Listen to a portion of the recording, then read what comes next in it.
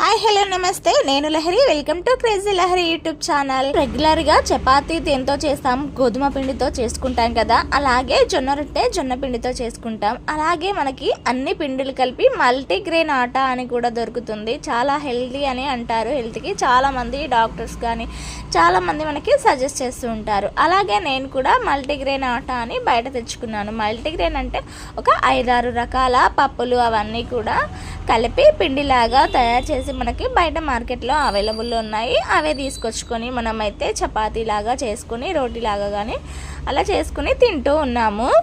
కానీ బయట చేసేవి అంత హెల్త్ కాదు అని చెప్పి ఈ మధ్య చాలా వరకు హోమ్ మేడే వచ్చినాయి కదా, అలాగే నేను కూడా బయట తయారు చేసిన పిండిలో కల్తీ ఏమైనా కలుస్తుందేమో అని చెప్పి అన్ని ఇంగ్రీడియంట్స్ తీసుకొచ్చుకొని ఇంట్లోనే మట్టి అదంతా ఏమీ లేకుండా అంతా చెరిగి గిండ్రి అంటే అదే మిల్లులో అయితే పట్టించానండి. పిండిలాగా అయితే పట్టించాను. నేను ఎలా ఆడించాను అంటే 2 గ్లాసుల గోధుమలకి 1 గ్లాసు పెసర్లు, 1 గ్లాసు రాగులు, ఇంకొక గ్లాసు రైస్, 1 గ్లాసు మినుములు అలా తీసుకున్నాను. నా దగ్గర అయితే మినుములు కంప్లీట్గా లేవు, గుండుపప్పు ఉండే.